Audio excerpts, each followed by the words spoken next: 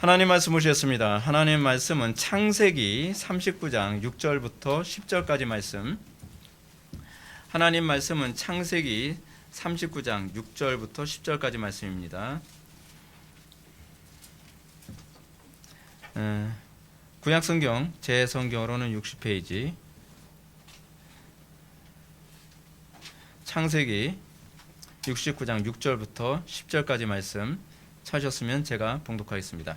주인이 그 소유를 다 요셉의 손에 위탁하고 자기가 먹는 음식 외에는 간섭하지 아니하였더라.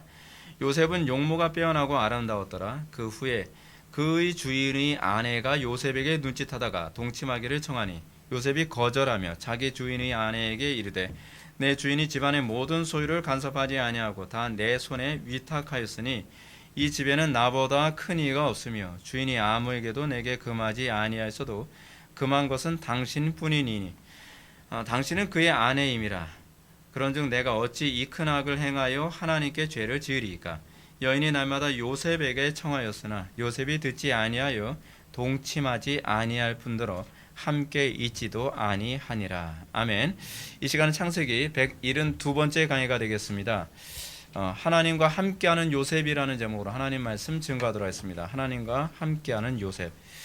기독교 신앙의 독특성이 있습니다. 기독교 신앙이 다른 이방 종교와 구별됨, 다른 종교와 근본적으로 다른 아주 독특한 특징이 있습니다.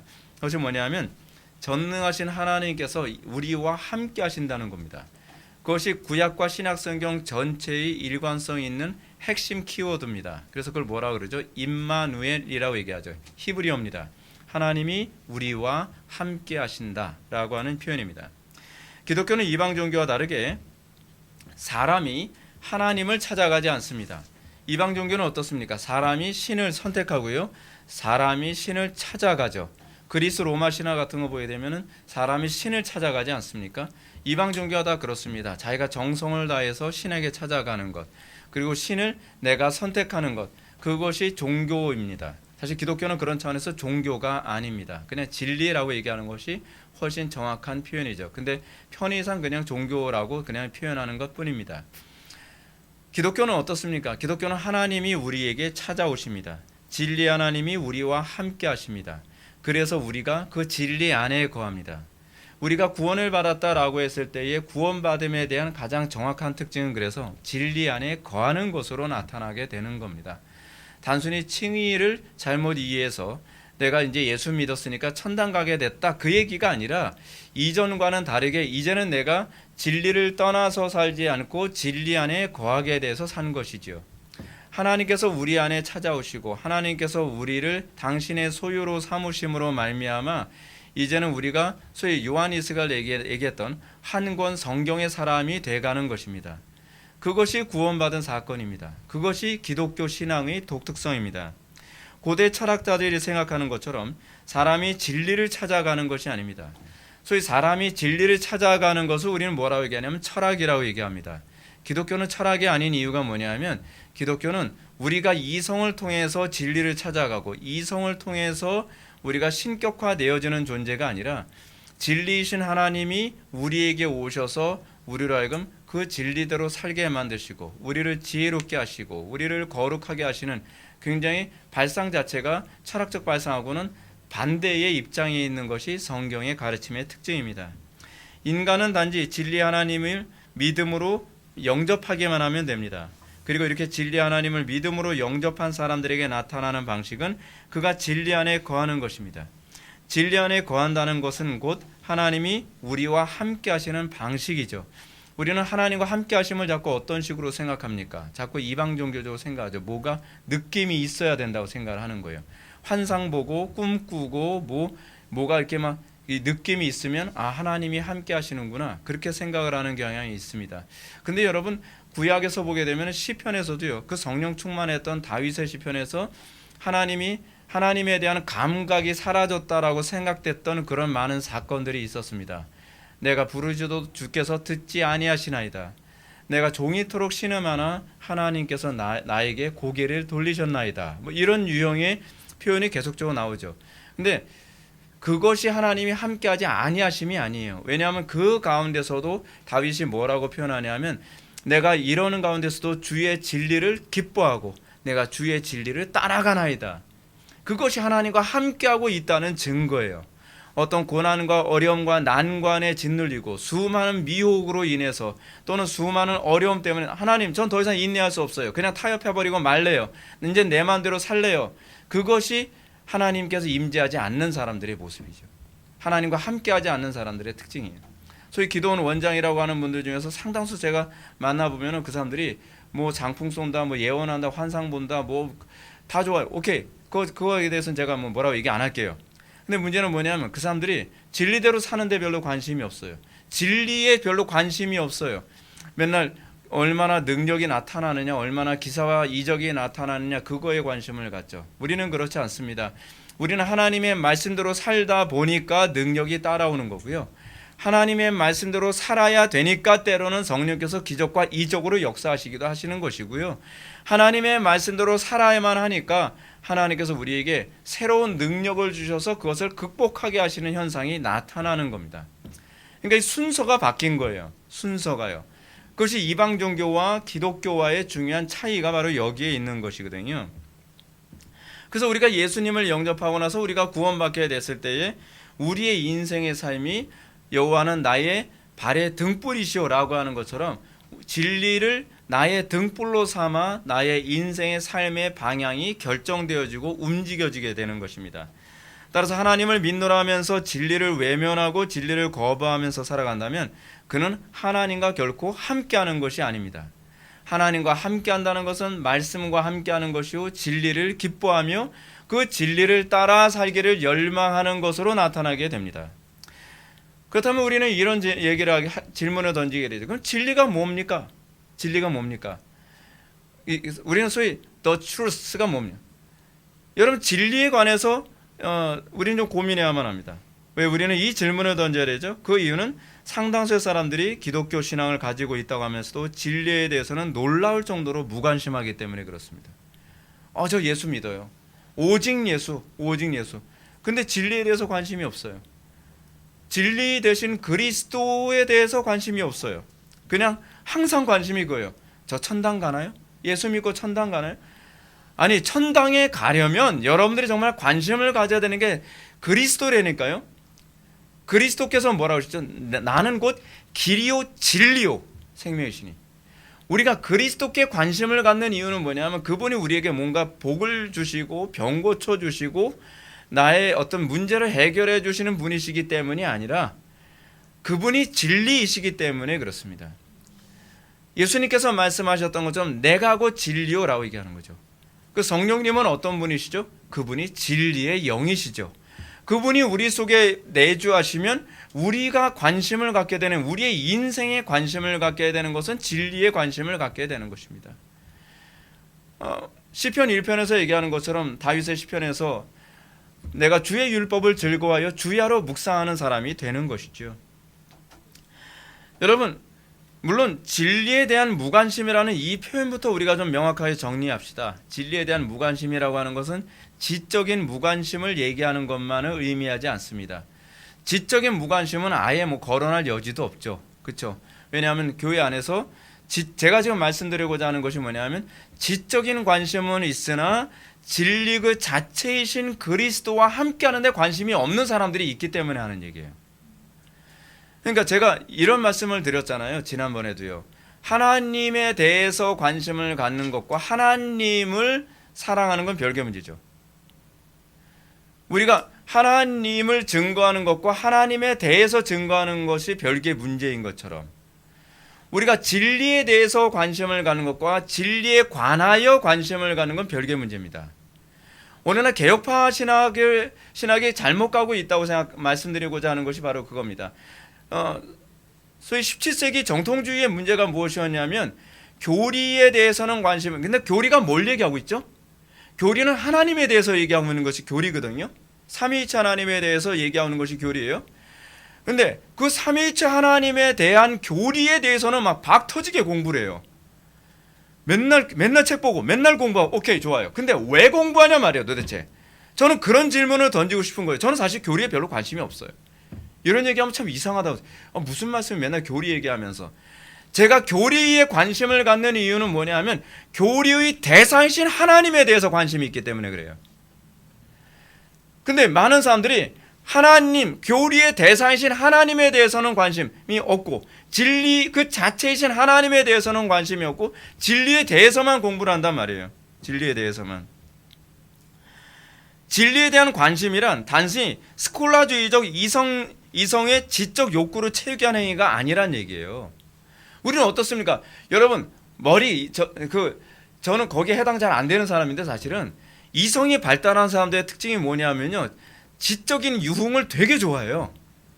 막 지적으로 뭘 막 공부하고 막 뭐가 아구가 딱딱 맞고 논리적으로 맞으면 그 쾌감 때문에 교리를 공부하는 사람들이 많이 있단 말이에요. 그럼 제가 이제 그런 질문을 던지고 싶은 거죠. 그러면 그래서 네가 뭐가 달라졌는데? 우리 교회 그런 사람들이 되게 많이 찾아왔었거든요. 머리 좋은 사람들 많이 찾아올 때마다 제가 좀 힘들어요. 네. 저보다 더 머리 좋은 사람 찾아오면 저거 어떻게 감당하지? 근데 그 사람들은 정작 진리 근원이신 하나님을 날마다 경험하며 그분과 동행하며 사는 거에는 별로 관심이 없어요.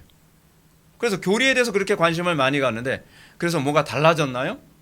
당신을 통해서 주변 사람들이 복을 받고 있나요? 당신의 어떤 삶과 인격과 그리고 당신의 죄성에 관한 그 개혁이 일어나고 있나요? 그렇지 않아요. 오히려 주변을 파괴하고 돌아다녀요. 계속이요. 좀 지적으로 부족한 사람 자꾸 무시하고 멸시하고. 아니 그러라고 우리가 교리를 갖고 있는 게 아니잖아요. 바리새인들의 문제가 그거잖아요. 바리새인들은요, 어떤 율법에만 관심을 갖고 있었지 율법이 얘기하는 궁극적 대상이신 그리스도에 대해서는 관심이 없었죠. 오히려 뭐죠? 율법 자체이신 예수 그리스도께서 등장하셨을 때 죽이고 싶어서 못 견디는 거예요. 우리가 관심을 가져야 되는 것은요, 그분 자체예요. 그분 자체이기 때문에 그래서 여러분들이 교리에 관심을 갖는다면 that's okay죠. 그래서 여러분들은 교리에 관심을 가져야 되는 건 옳습니다. 그러나 교리가 목적이 돼서는 안 돼요. 반대로 제가 또 말씀드렸던 것처럼 여러분들이 경건 자체가 목적이 돼서는 안 되죠. 뭐 남들보다 더 도덕적으로 사는 것. 왜 도대체 도덕적으로 살고 싶은 거죠? 왜 우리는 남들한테 좀 경건하게 보이려고 애를 쓰는 거죠? 그런 사람들의 특징이 뭐냐면 기도를 하면서도 자꾸 눈치를 봐요. 다른 사람이 나를 경건하게 봐주겠지. 바리새인들이 그랬잖아요. 사람들이 앞에서 오래 기도하느니라. 왜 오래 기도하죠? 아니 우리가 하나님과 영적 교제 안에 있어서 오래 기도하는 거는 별 문제가 없어요. 소위 요한 웨슬리라든지 조지 필드라든지 조나단 에드워즈라든지 뭐 로이드 존스라든지 스펄전 같은 사람들이 오래 기도하는 이유가 뭐냐면 그것이 다른 사람에게 나의 경건을 과시하기 위해서 그런 건 아니었거든요. 그냥 골방 안에서의 기도의 삶을 살다 보니까 하나님과 긴밀한 깊은 묵상과 기도 안에 있다 보니까 몇 시간이 훅훅 지나가는 거거든요. 근데 그건 문제가 없어요. 근데 문제가 뭐냐면 경건 자체가 목적된 사람은 뭐냐면 내가 기도를 많이 하면 남들이 나를 경건하다고 봐주겠지. 내가 예배를 한 번도 안 빠지면 내가 신앙 좋은 사람이라고 봐주겠지. 내가 헌금을 많이 하면 내가 그래도 괜찮은 사람이라고 봐주겠지. 그걸요 위선자라고 얘기해요. 우리에게서 이런 위선이 이게 뽑히지 않으면 우리는 그리스도를 만나지 못합니다. 오히려 여러분들이 그리스도를 대적하면서 이것이 하나님을 섬기는 예라 하리라 라고 얘기하는 거죠. 실제로 어느 시대든지 교조주의 시대 때 그런 현상이 많이 있잖아요. 저 교리적으로 틀렸어. 막 밟아요. 저 뭐 교리적으로 나하고 달라. 저기에는 뭐 시편 찬송도 안 해. 뭐 그런 소리. 아니 좋다 이거예요. 근데 문제는 뭐냐면 정작 하나님과 함께하는 데는 관심이 있냐 말이에요. 그렇잖아요.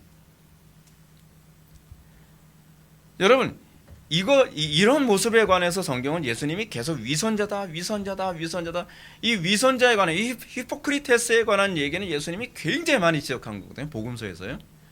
예수님이 가장 혐오했던 것 중에 하나가 뭐냐면 이런 종교적 위선이에요.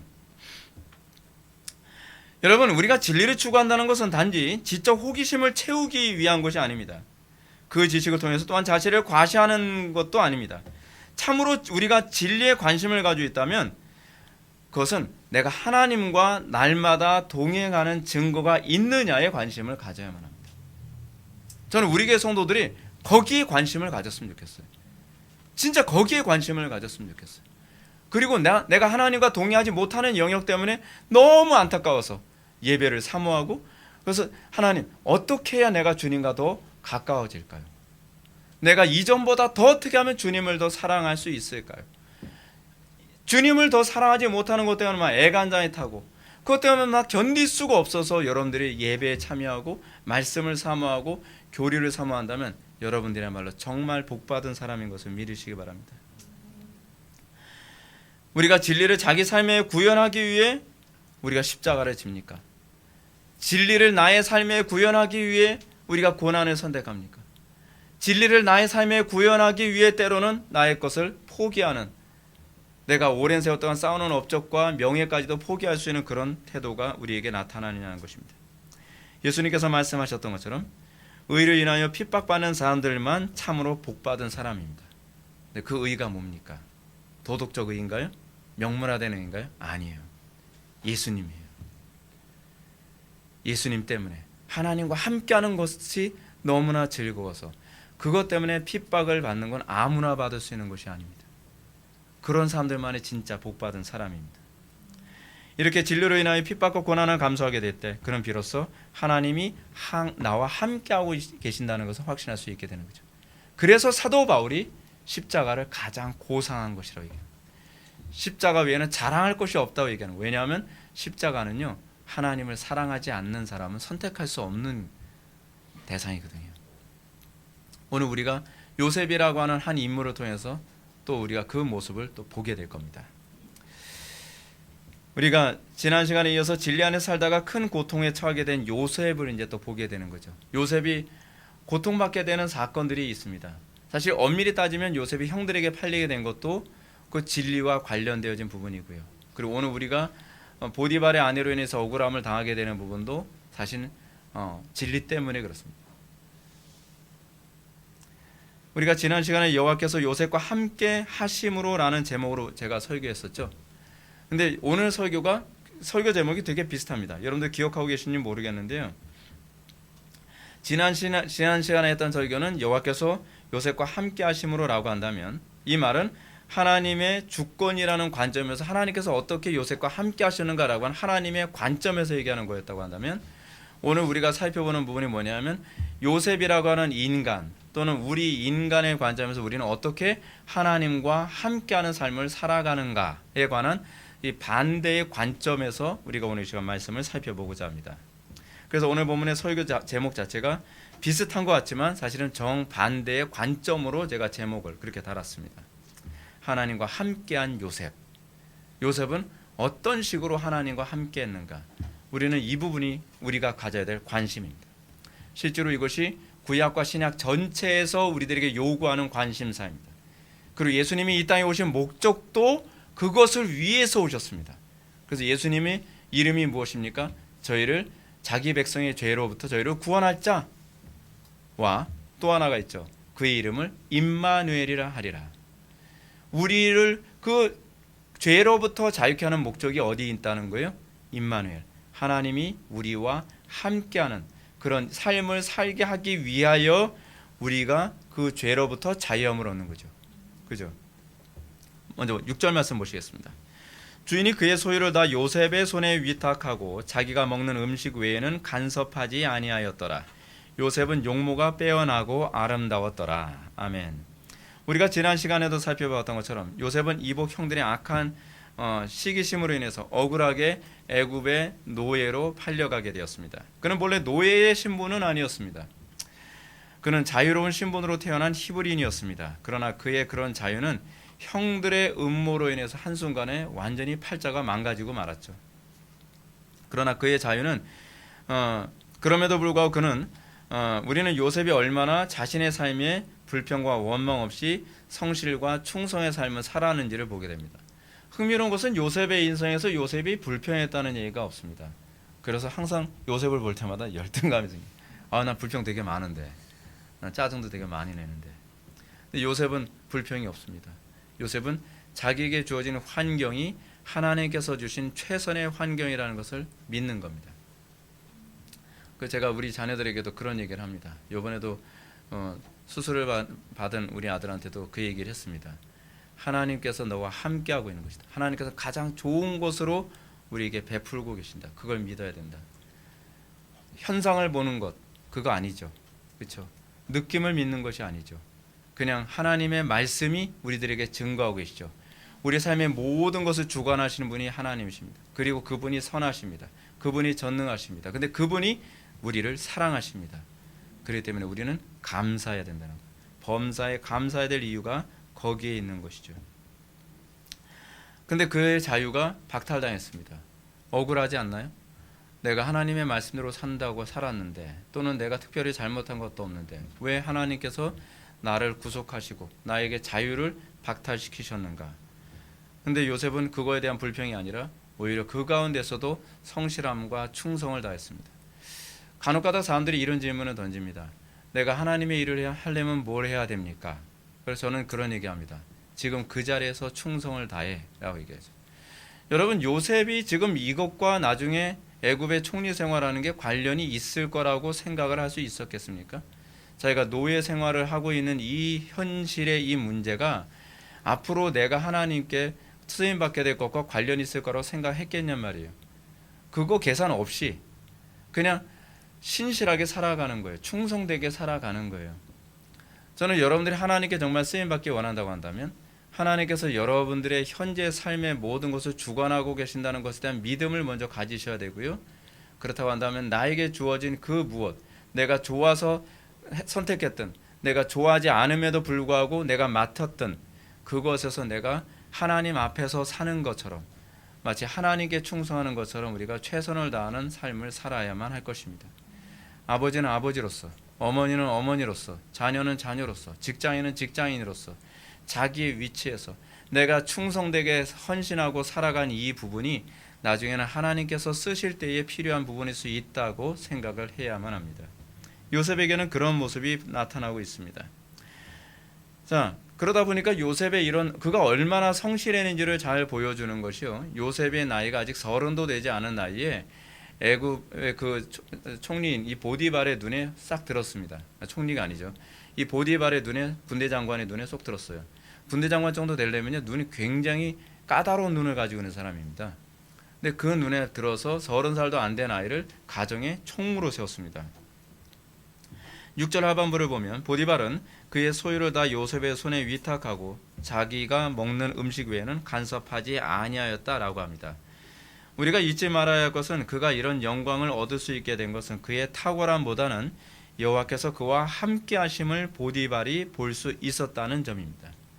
여러분, 여러분들의 삶 속에서 우리가 그런 모습이 나타날 수 있기를 바랍니다.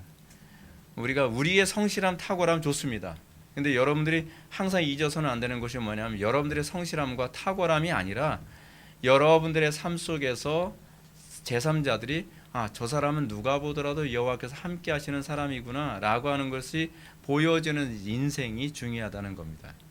왜냐하면 우린 그걸 위해서 구원받은 거거든요. 여러분들이 관심을 가져야 되는 것은 그겁니다. 하나님 나와 함께 하소서. 그것이 여러분들의 기도 제목이 되어야만 합니다. 그리고 하나님 나와 함께 하시는 증거를 보여주소서. 그것이 여러분들의 기도의 제목이 되어야만 합니다. 왜냐하면 여러분들이 구원받는 이유, 그리고 여러분들이 예수를 믿는 이유가 다 거기에 초점이 맞춰져 있기 때문에 그렇습니다. 우리가 하나님과 함께 하는 데 관심이 없다고 한다면 도대체 왜 구원을 받아야만 합니까? 그렇잖아요. 우리가 하나님과 함께 하는 데 관심이 없다면 도대체 교회가 왜 부흥을 해야만 합니까? 우리가 하나님과 함께 하는 데 관심이 없다면 우리가 왜 다른 것에 그토록 관심을 가져야만 합니까? 이 모든 것은 하나님과 함께 하는 데 다 초점이 맞춰져 있는 거거든요.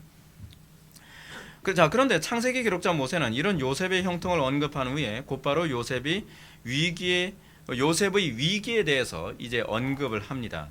요셉의 위기의 실마리는 어디서 나오냐면 그가 너무 잘생겼다는 데 있습니다. 그건 자기가 하는 얘기가 아니라 모세가 하는 얘기예요. 그냥 그렇게 인정해 줘야 돼요. 그의 용모가 빼어나고 아름다웠더라 라는 말로 시작합니다. 요셉이 이렇게 얘기했다면 좀 민망하죠. 그렇죠? 제가 너무 용모가 아름답고 빼어났기 때문에 그렇게 얘기했던 좀 민망한데 모세가 하는 얘기니까 믿어줄만 합니다. 이 말 속에는 요셉의 용모가 다른 여자들이 볼 때 얼마든지 사모할 수 있을 정도로 수려했다는 점을 말해주기도 합니다. 이런 요셉의 용모는 분명히 장점이겠죠. 근데 여러분, 장점이 다 장점으로 작용하는 것은 아니라는 것도 우리가 기억해야만 합니다. 요셉은 이 장점 때문에 미혹을 받게 됐습니다. 요셉은 이 장점 때문에 죄를 범할 수 있는 상황이 되었다는 사실입니다. 여러분, 우리는 우리에게 주어진 장점을 어떻게 활용하느냐에 따라서 하나님과 더 멀어지기도 하고요, 하나님과 더 가까워지기도 합니다. 상당수의 많은 사람들이 교회를 떠나거나 상당수의 많은 사람들이 하나님과 멀어지게 되는 이유가 자신의 장점 때문에 그렇습니다. 내가 남들보다 더 특출난 어떤 지력이 있다든지 재능이 있다든지 인기가 있다든지 그런 것 때문에 하나님과 더 멀어지게 되는 경우가 많이 있죠. 또 외모가 너무 수려해서 그것 때문에 간음의 유혹을 많이 받게 되는 경우도 많이 있죠. 일본의 어떤 그 선교를 했던 어떤 그 일본인지 정확히 잘 기억이 안 나는데 굉장히 오래됐는데 그분이 너무 잘생겨가지고 여자 유혹이 너무 많았대요. 그래서 이분이 이것 때문에 너무 괴로워서 자기 얼굴에 염산을 뿌려가지고 얼굴을 막 망가뜨렸다 그래요. 근데 이건 올바르지 않습니다. 그건 올바른 선택은 아닙니다. 근데 그 정도로 때로는 어떤 장점이 이것이 하나님과 멀어지게 만들 수도 있는 거죠. 왜냐하면 수많은 사람들이 자기 장점으로 인해서 문제가 이거죠. 교만해지는 게 문제죠. 예. 그래서 제가 여러분들의 자녀들에게 너 뭐 이쁘다 이런 얘기는 제대로 하지 말라고 제가 권하죠. 그 귀엽다, 사랑스럽다 이런 표현이 훨씬 좋습니다. 사랑스럽다라는 표현은요, 자존감을 갖게 하는데요. 미인이다 이런 얘기, 잘생겼다라고 하는 이런 얘기를 하게 되면 교만이 들어갈 가능성이 많습니다. 자기 외모에 대한 지나친 자신감이 오히려 하나님과 관계를 더 멀리하게 만들 수 있는 거죠. 심각한 악에 빠지게 만들 수 있죠. 예를 들어서 이제 좋은 머리를 타고난 사람이 그 좋은 머리 때문에 하나님과 이웃을 위해서 사용하기보다는 자기의 욕심을 위해 사용하게 되고, 그래서 하나님과 더 멀어지게 되는 경우가 많이 있죠. 그래서 여러분들에게 단점도 있겠지만 장점도 있을 겁니다. 하나님은 얼마나 오묘하신 분이시냐면 그 단점 때문에 하나님을 더 가까이 할 수 있을 뿐만 아니라 그 장점 때문에 또 하나님을 더 가까이 할 수 있는 기회를 제공하시는 분이시라는 것을 기억하시기 바랍니다. 그래서 열등감은 별로 이렇게 썩 좋은 건 아닙니다. 오히려 그것을 주신 하나님께 대해서 감사할 수 있어야만 합니다. 제가 이렇게 설교할 수 있게 된 것도 저는 단점이 너무 많은 사람이기 때문에 그래요. 말주변도 없기 때문에 더 하나님을 가까이 할 수밖에 없었고, 진짜요. 저는 말더듬이에다가 표현력도 어눌하고, 그리고 사람들하고 사교술에도 굉장히 어둡고, 그래서 어쩔 수 없이 하나님을 더 가까이 할 수밖에 없도록 하나님께서 하셨어요. 네. 그래서 기도를 안 하면 다시 원상복귀되는 쪽으로 자꾸 가요. 그래서 고달프다. 오늘은 기도 안 하고 좀 자고 싶은데. 근데 하나님께서 그렇게 은혜를 베푸세요. 네, 은혜입니다. 네, 그래서 여러분들, 저는 가끔마다 그런 생각을, 우리 교회 성도 중에서 너무 잘나고 너무 말 잘하고 너무 똑똑한 사람들 보면 에휴 힘들겠다, 인생 사는데 나만큼 좀 약간 우둔해야 하나님 자꾸 매달리지. 예, 왜냐하면 불편해야지 하나님 의지하게 되거든요. 근데 불편하지 않으면 하나님 잘 의지하지 않게 돼요. 설교자들 특히 그렇습니다. 타고난 이 언변술이 좋은 사람들은요, 별로 기도 잘 안 하고 강단에 쓰려고 하는 유혹을 많이 받습니다. 왜냐하면 그래도 말이 술술술 잘 나오니까요. 근데 저같이 원래 언변술이 없었던 사람이 강단에서 설교하려면 기도 안 하면 잘 안 돼요. 자꾸 말이 꼬이고 생각도 잘 안 나고 식은땀만 나오고, 그래서 할렐루야죠. 네.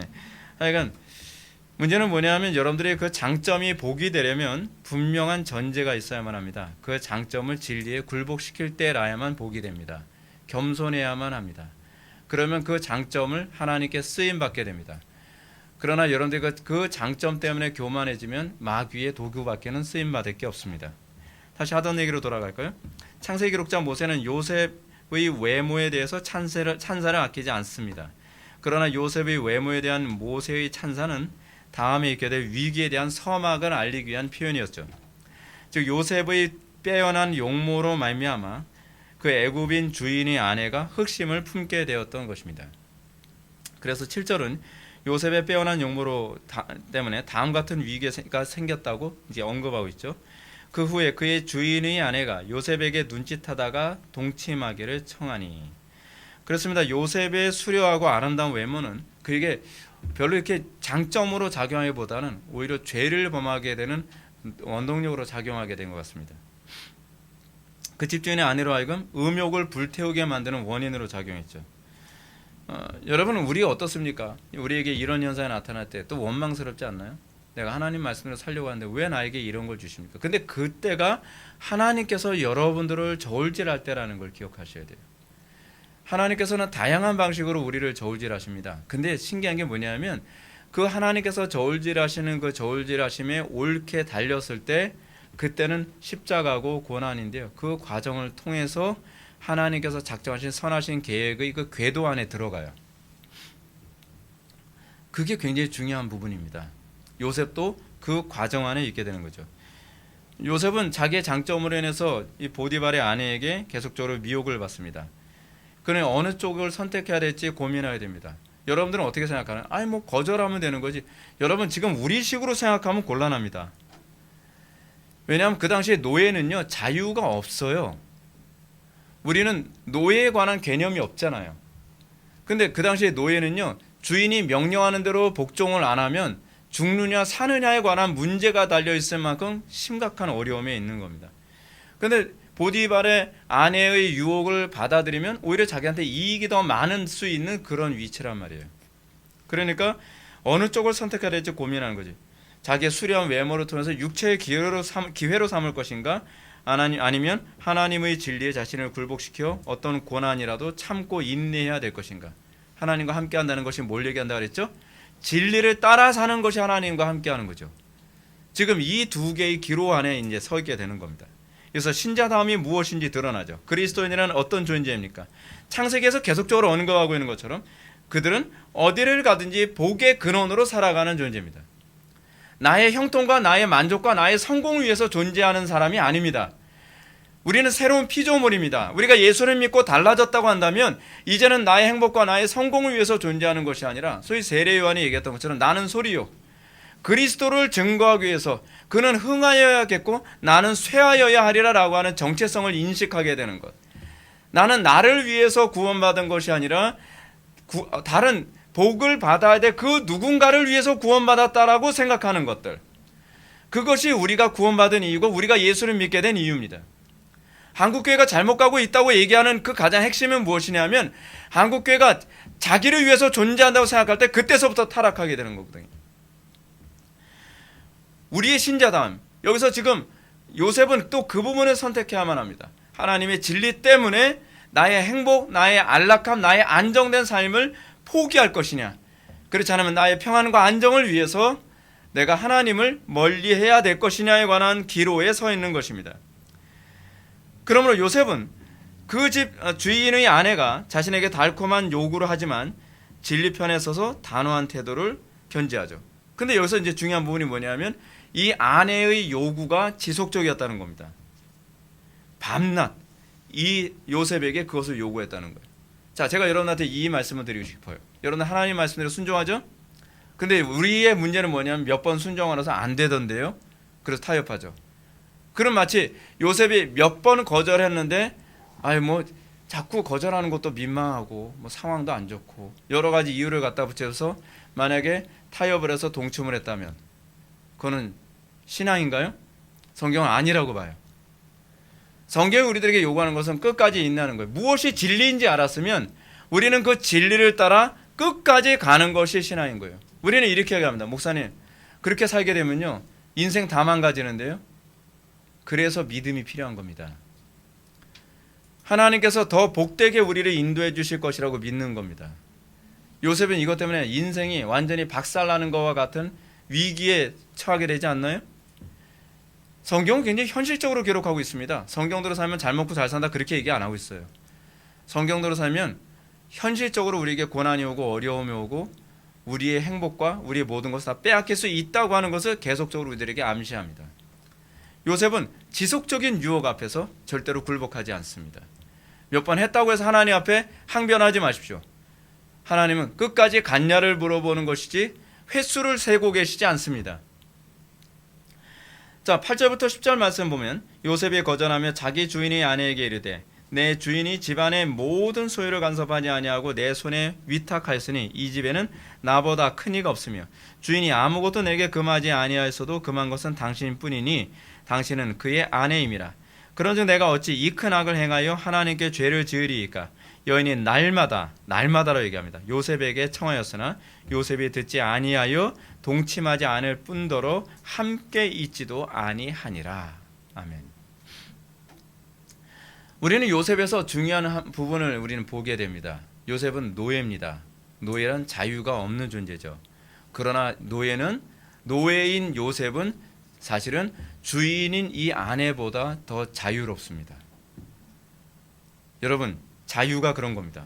죄의 강요 앞에서 요셉은 하나님의 율법을 지켜내는 이 자유인의 삶을 살고 있습니다. 그는 자기 주인의 아내가 동침할 것을 요구하지만 그의 명령을 따르지 않습니다. 그의 요구를 따르지 않습니다. 주인이 요구한다 할지라도 그는 자유롭게 행동을 합니다. 나는 하나님의 법을 따르겠나이다. 그것이 자유인이거든요. 진리를 할지니 진리가 너희를 자유롭게 하리라. 이것이 진정한 자유인의 모습입니다.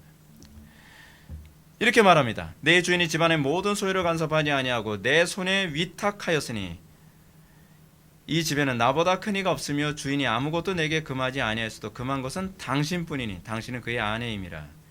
근데 이 말이요, 아주 흥미로운 게 뭐냐면 6절 상반부의 말에 대한 해설입니다. 해설. 주인이 명령에 대한 해설이에요. 주인이 원래 뭐라고 얘기하냐면 6절 상반부 보면 이렇습니다. 주인이 그 소유를 다 요셉의 손에 위탁하고 자기가 먹는 음식 외에는 간섭하지 아니하였더라. 주인은 이렇게 얘기했어요. 근데 요셉은 어떻게 해석하죠? 주인께서 간섭해서는 안 되는 범주 안에 당신도 들어갑니다 라고 해석을 하고 있다는 사실이에요. 법적 해석. 여러분, 이게 요셉이 굉장히 영리한 사람이죠. 사랑하는 성도 여러분, 우리는 여기서 신약성경에 가르치는 자유의 교리를 우리는 또 발견해야 됩니다. 성경은 성도가 진리 안에서 자유로운 존재라고 가르칩니다. 우리는 자유롭게 된 존재입니다. 어떤 사람은 그렇게 얘기합니다. 율법대로 사는 건 노예의 삶이 아닌가요? 아니요. 그것이 자유의 삶입니다.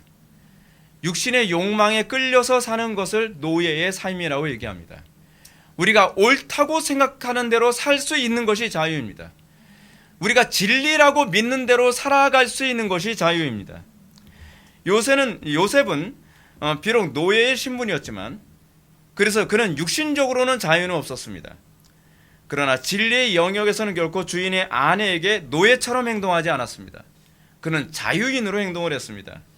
이런 요셉의 행동이 오늘날과 같은 자유민주주의 시대에서는 그다지 대단한 것으로 보이지 않을지 모르지만 그 당시에 노예를 인간으로 취급하지 않았던 시대에서는 엄청난 자유인의 모습입니다.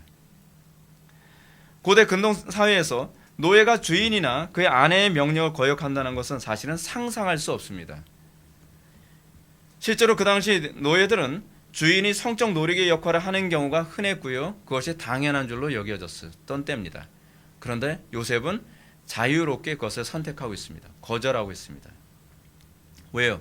그것이 올바르기 때문에, 그것이 법이기 때문에. 그래서 여러분이 한 가지 오해하지 말아야 할 것이 있습니다. 그것은 요셉의 이런 태도가 오늘날 흔히 사회에서 보게 되는 권위에 대한 도전하고는 다른 얘기라는 사실입니다. 칼빈이 기독교 강요 4권 20장에서 얘기하는 것처럼 그런 행동이 그 권위에 대해서 권위를 무너뜨리는 것이 되지 않는다라고 가르치고 있습니다. 이건 권위를 무너뜨리는 것이 아닙니다. 그것은 하나님을 존중하는 것이고 하나님의 권위를 존중하는 것입니다. 성경이 부자와 권력자들로부터 해방을 가르치고 있다고 생각하는 것은 지나치게 성경을 왜곡하는 부분입니다. 도리어 성경은 모든 권위가 하나님으로부터 오는 것이기 때문에 그 권위는 존중해야 된다. 그러나 우리가 그 권위와 아울러서 더 존중해야 될 것은 하나님의 법이라는 겁니다. 하나님의 법을 지키는 것이 자유인입니다. 하나님의 법을 내가 끊임없이 지켜낼 수 있다는 것이 이것이 신자됨의 모습입니다. 지금 요셉은 주인의 아내의 권위를 무시하고 있지 않습니다. 그는 지금 주인의 아내의 권위를 인정하고 있습니다. 그러면서도 그는 불법과 싸우고 있는 겁니다. 아내와 싸우는 것이 아니라 불법과 싸우고 있는 것입니다. 그는 지금 그녀에게 모든 면에서 권위를 인정하고 복종할 준비가 되어 있습니다. 그렇지만 어느 누구도 자신에게 죄를 강요할 수 없다는 것을 분명하게 말하고 있는 겁니다. 비록 당신이 나의 주인이지만 당신이 나에게 죄를 강요할 권한은 없습니다 라고 얘기하는 겁니다. 저는 이 부분이 오늘날 국가와의 관련해서도 동일하게 생각해야 될 문제라고 생각합니다. 국가의 권위는 하나님으로부터 왔습니다. 맞습니다. 그 권위가 우리를 징계하기 위해서 하나님께서 우리에게 고통을 준다고 했어도 우리는 그 권위를 인정해야만 합니다. 그러나 그 권위가 우리가 범죄하는 것을 강요한다고 했을 때 우리가 그것을 따라야 될 이유는 없습니다. 왜냐하면 우리는 율법 안에서의 자유를 누리고 있기 때문에 그렇습니다. 이것이 바로 신약이 분명하게 언급하는 죄를 범하지 않을 수 있는 자유, 육체의 소욕을 거절할 수 있는 자유를 우리들에게 가르치고 있는 부분입니다. 오늘날 이 시대의 교회와 세상에서 찾아보기 힘든 모습이죠. 오늘날 이 시대는 쾌락의 종로로 타고 돈의 종로로 타고 권력의 종로로 타는 시대 아닙니까? 그리고 또 환경의 종로로 타는 시대 아닌가요? 우리는 그것의 종로로 타지 않습니다. 우리는 법의 종로로 탑니다. 그리고 법을 따름으로 우리는 이 모든 것으로부터 자유를 선언합니다. 상당수의 사람들은 교회가 이 모든 것으로부터 저항해야 된다는 선언을 권력에 대한 반항이라고 자꾸 생각하는 경향이 있습니다. 아니요, 우리는 권력에 대해서 반항하는 것이 아닙니다. 우리는 죄에 대해서, 불법에 대해서 저항하는 것입니다. 참된 성도는 육체의 소욕이 아무리 원한다 해도, 환경이 아무리 어렵다 한다 할지라도, 그리고 물질적인 손해가 아무리 크다 한다 할지라도, 권력이 아무리 내리누른다 할지라도 진리가 요구하는 쪽을 따라감으로 말미암아 우리는 우리가 자유인임을 선언하게 됩니다. 제가 왜 여러분들에게 환경에 끌려다니지 말라고 얘기하는지 아십니까? 그것이 자유인이기 때문에 그렇습니다. 우리가 예수를 믿고 난 이후부터 우리는 환경에 끌려다니는 사람이 아니라 환경을 우리는 극복하는 사람으로 나타나야만 합니다.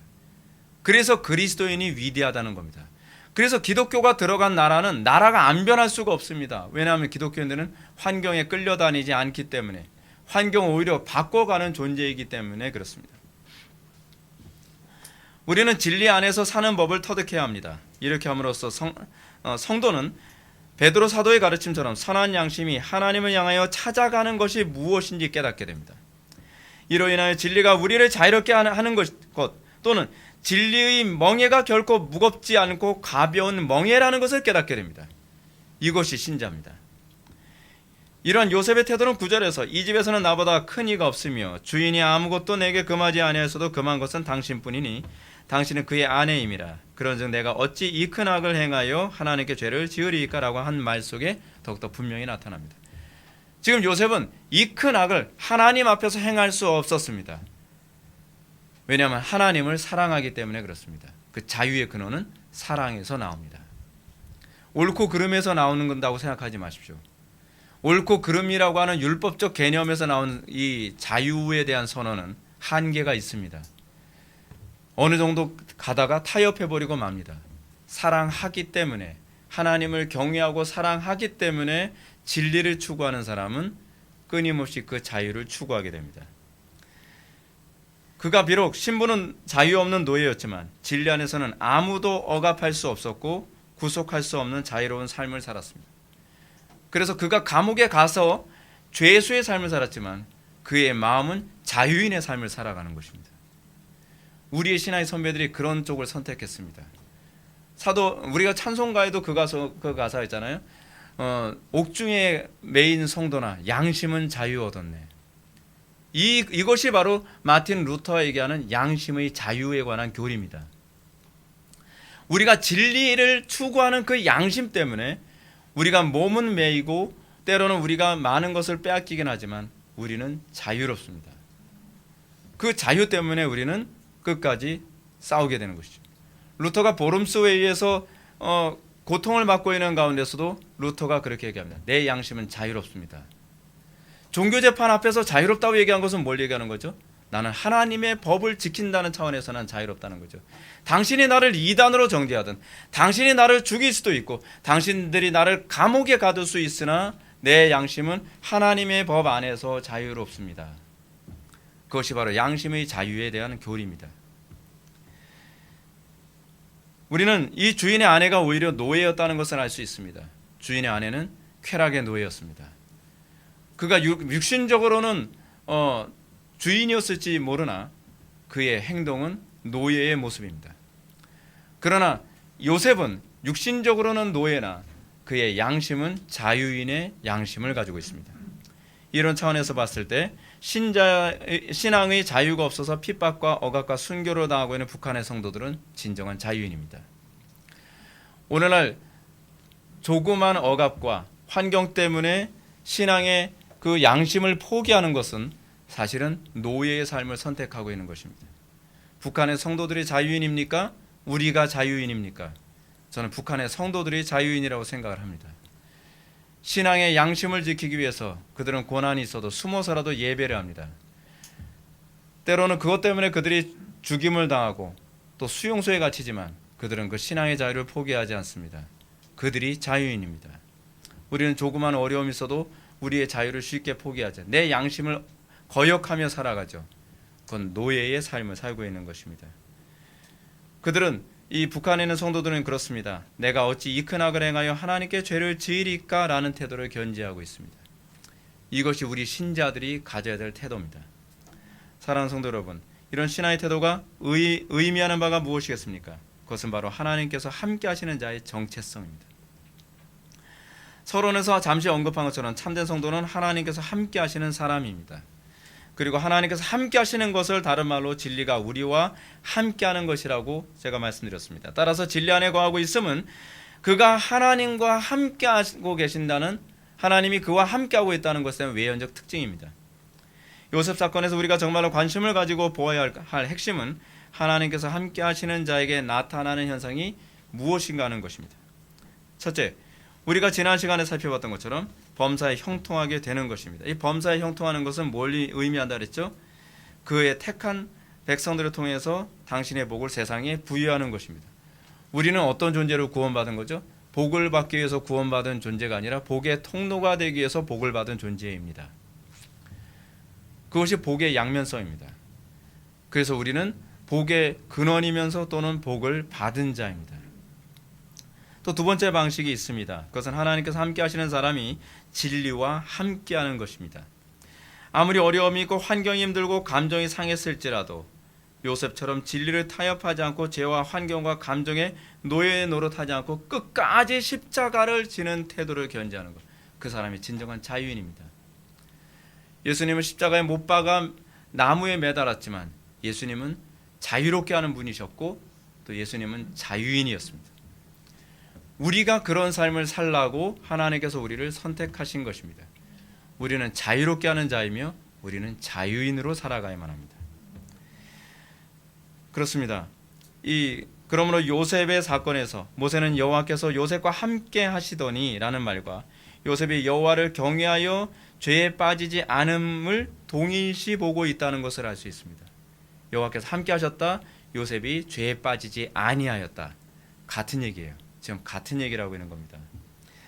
이 두 가지 개념을 다시 정리해서 말한다면 하나님 편에서 인간과 함께 하시는 방식은 은혜로 선택하셔서 함께 하시지만 인간의 편에서 우리가 하나님과 함께하는 방법은 우리가 진리 안에 거함으로 우리가 주님과 동행하는 삶을 살아가는 것입니다. 그러므로 우리가 여호와께서 우리와 함께 하신다는 것을 확신할 수 있는 유일한 방법은 오로지 내가 진리 안에 거하고 있느냐에 관한 문제입니다. 느낌의 문제가 아니에요. 예전에는 무슨 느낌이 왔는데 그 느낌이 아닙니다. 내가 낙심하고 고난이 생기고 슬프고 괴로울지라도 내가 주의 법에서 떠나지 아니하였나이다 라고 하는 다윗의 시편의 그 태도가 우리에게서 나오느냐에 관한 문제죠. 그러므로 여호와께서 함께 하시는 자에게 나타나는 모습은 끝까지 진리를 따르는 삶으로 나타납니다. 중요한 건 끝까지입니다. 성도의 견인이죠. 10절 말씀을 다 같이 읽겠습니다. 10절 다 같이 읽겠습니다. 시작.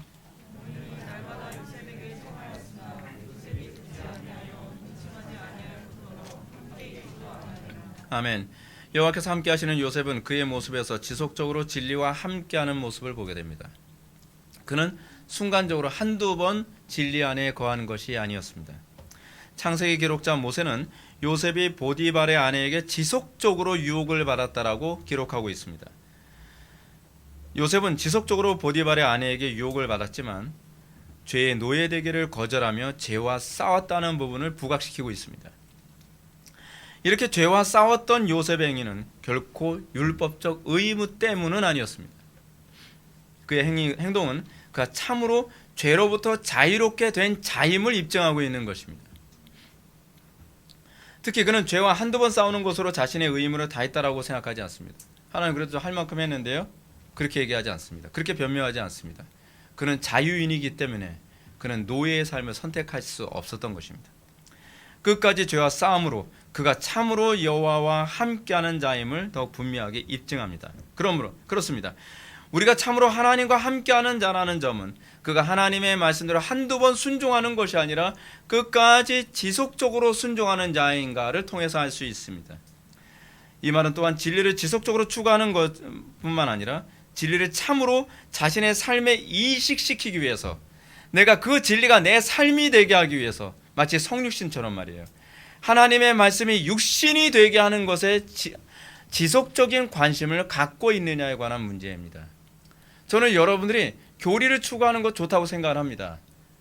성경 공부 많이 하는 건 나쁘지 않습니다. 그러나 여러분들이 그것을 하는 목적이 지적 유흥이 되지 않았으면 좋겠다는 겁니다. 그것이 여러분들의 삶에, 그것이 여러분들의 살이 되게 하는 것, 그것이 바로 성찬예식의 정신이잖아요. 성찬예식의 정신이 무엇입니까? 말씀이 지식으로 머물지 아니하고 그 말씀을 먹음으로 나의 살이 되게 하는 것, 그것이 우리가 궁극적으로 목표해야 될 것이라고 하는 것을 성찬을 통해 예수님께서 우리들에게 가르치신 것 아닙니까? 요셉은 단순히 죄와 싸우는 신용만 한 것이 아닙니다. 죄의 유혹을 듣지도 아니하고요, 동침치도 아니할 뿐만 아니라 그 유혹의 자리에 있지도 않았다고 합니다. 흥미로운 단어가 있습니다. 그것은 유혹하는 여자와 함께 있지도 아니하였다라는 표현입니다. 근데 이 표현이 사실은 2절에서 여호와께서 요셉과 함께 하심으로 라는 말과 극적인 대조를 이룹니다. 죄의 자리에 가지 아니한 것, 그래서 오히려 하나님과 함께하는 자리에 있는 것, 이것을 지금 대조하고 있죠. 이 부분을 잘 보여주는 것이 시편 1편입니다. 시편 1편 1절을 보면 이렇게 얘기합니다. 복이 있는 사람은 악인들의 꾀를 따르지 아니하며 죄인의 길에 서지 아니하며 오만한 자들의 자리에 앉지 아니하는.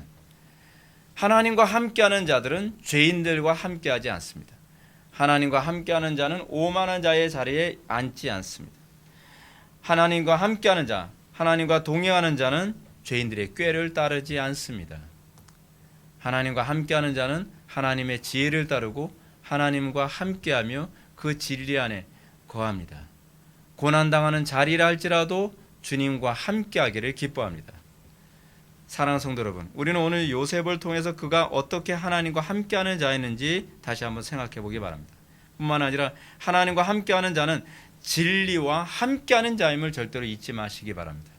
내가 구원받았다는 것을 확신할 수 있는 근거는 내가 진리 안에 거하고 있다는 것에서 확신을 해야 되는 것이지 내 주관적 확신이 결코 아닙니다.